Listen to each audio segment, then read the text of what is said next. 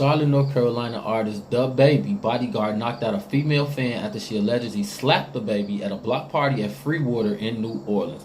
Apparently, the fan got excited, ran up on the stage, tried to get too close to the baby. Apparently, probably did get kind of close to him, and then apparently she actually connected and hit him in his face. They saying his bodyguard then reacted, swinging, punching the girl in the face to the ground, and she allegedly was on the ground crying with the snot nose, saying, "You ain't have to do me like that. I'm a female," and stuff like that. His job was to protect the baby. I ain't saying he had to do it like that. Same time, his job is to protect that man and get that man up out of there. That is his job, and that's what he had to do. Bottom line, the fan did too much. She ain't had no business crossing that threshold. She crossed the line, and then she got reprimanded for it. I don't know what else to say about that. Like I said, excessive force. As far as a female, maybe. Did he do his job? Yes. Rapper T.I. claims he almost got extorted at a Kanye West Sunday service along with 2 Chainz and his wife. Also, T.I.'s wife Tiny attended the service. T.I. said he came in after the collection had already been around and everything. He came in at a certain time, and it was already been done. The collection had been taken and everything. He came in, and they allegedly walked him up to the front of the church, put him in the front row, and then asked for a second go around donations or whatever ties to the church, and then he asked for 1,000 apiece of people who can stand it.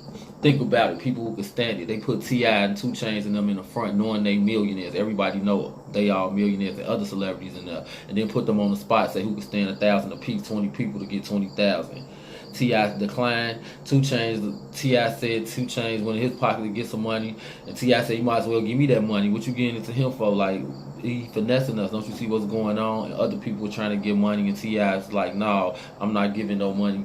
We shouldn't do that." I don't know what dude think this is. He brought us in the front, put us on the spot, asked us for this money in front of everybody. That's crazy.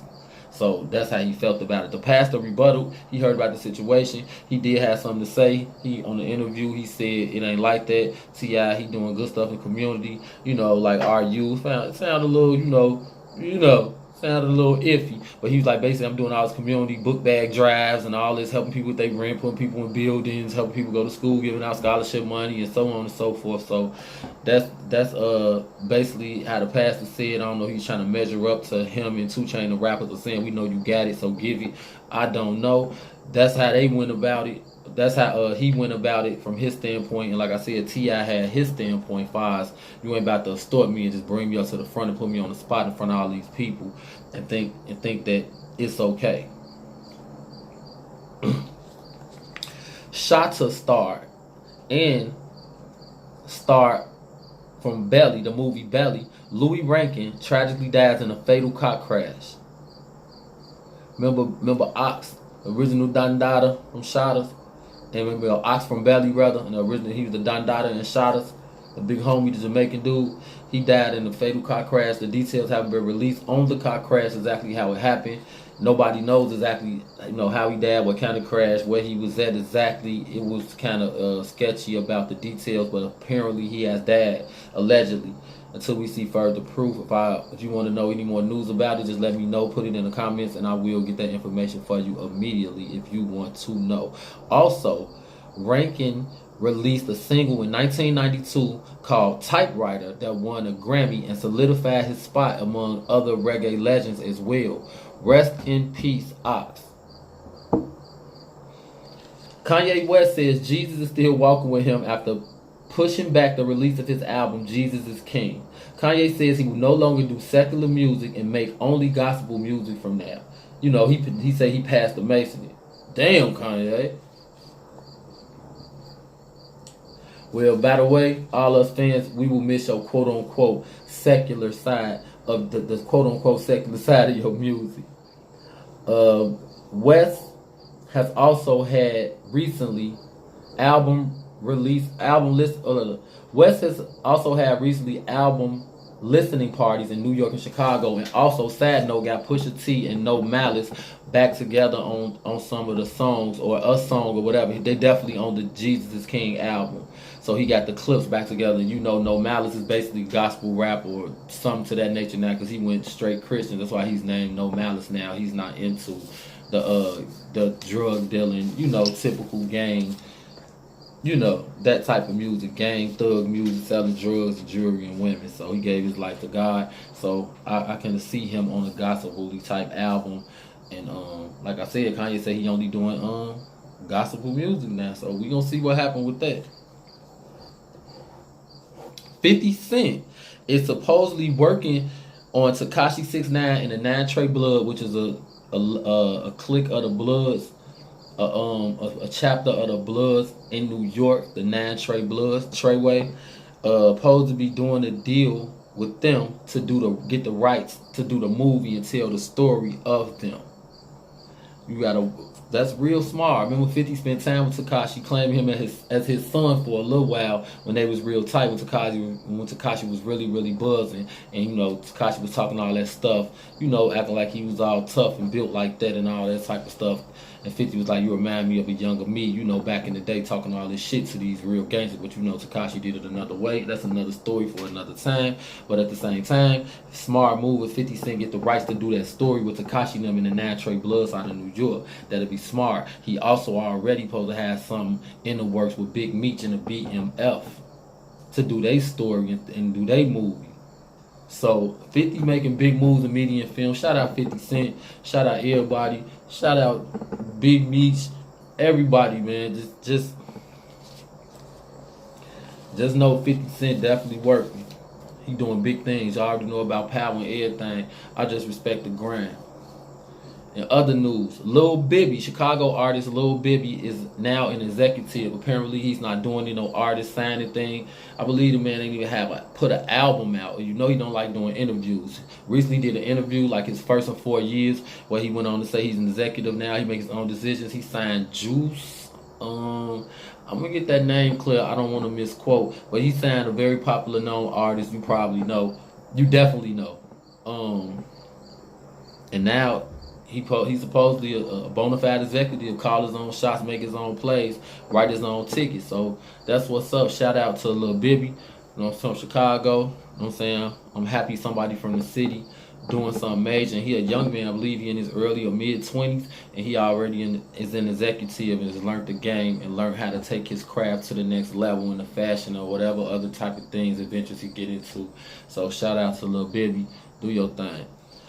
Chris Brown song "No Guidance" featuring Drake is the biggest, highest charting single Chris Brown has had since 2008. The song's called "Forever." The song "No Guidance" featuring Drake is Chris Brown's highest charting single since "Forever" in 2008. Obviously, Drake gonna command a whole bunch of attention and put a whole nother spin and light on the situation and on the song. Chris Brown commands his respect as well. He ain't no slouch. Same time, that's a mega hit with them 2 stars on there. And shout out to Chris Brown and Drake for doing their thing. And I know Chris Brown and them grateful, definitely happy that he up there now, back where he was at in 2008 and back to them levels, charting that high up there on the Billboard. So shout out to them guys. In battle rap, the URL, Cassidy versus Goods. You know what happened with Cassidy versus Goods. Goods wiped that boy, bottom line. Cassidy got body. He had the crazy bars. Like they say, he sounded kind of outdated. Yeah, he had nice metaphors and setups. And like he say, he pieced it together and did all this. That was cool. But he still got body. Goods wiped that boy. He definitely got washed. No debate. Wrap it up. Give it up. Zip him up. That's it for bros. To you. Let's right now. Bottom line, he got outswagged, he got outclassed, even if he did have the bars. Sometimes, like I say, sometimes people get outclassed, and he definitely got outclassed by Goods. As you say, you're trying to snap back to a new era you're not fitted for. Shout out Young Ill. That's his quote out of St. Louis. Shout out to Lou too. Now Cassidy about to battle Arsenal. Arsenal is Mr. Disrespectful. He said shit about fucking your mama, sticking his dick in your baby applesauce, and then sticking in your mama dick, sticking in your mama booty, and you know he be saying that crazy, you know, that crazy off the chain, hit you with a clarinet, pop you in the head with a trumpet. You know what I'm saying? Lick my finger, stick it in your mama booty, then make you smell it. You know, he be saying the wildest, like, and I'm not joking. He be saying the craziest shit. Look at them Arsenal battles, Mr. Disrespect. King of Disrespect, Arsenal himself versus Cassidy. Cassidy said he adjusted. He ready for the big stage. He ready. He not going to be like he slouched with goods. And he didn't say slouch, but he said he's not going to be that sweet. Bottom line, he ready for that boy. He ready for that boy this time. He made the proper adjustments. So I guess he ready for the stage, and then probably he gonna have to get his timing together. All that, that I don't know if that's gonna get it. So bottom line, we can't wait to see that battle. That'll be October 6th. Cassidy versus Arsenal. I think it's on pay-per-view. Shout out to the URL, Smitterrack, and all of them niggas over there, Beasley and all that. It's gonna be a great battle. I can't wait to see it. And oh.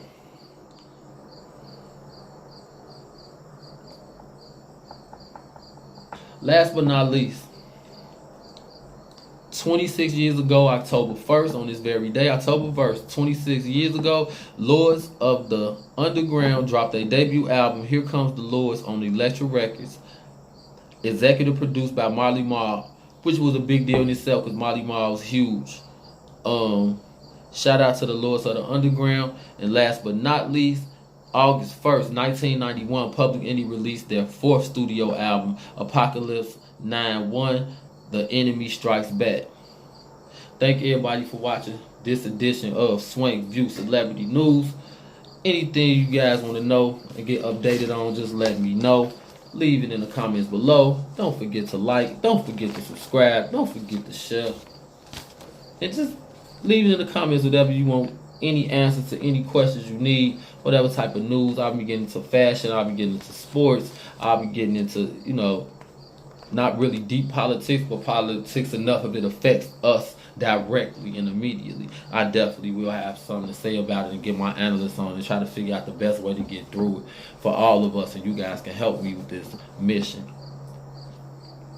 by leaving your comments and showing your support.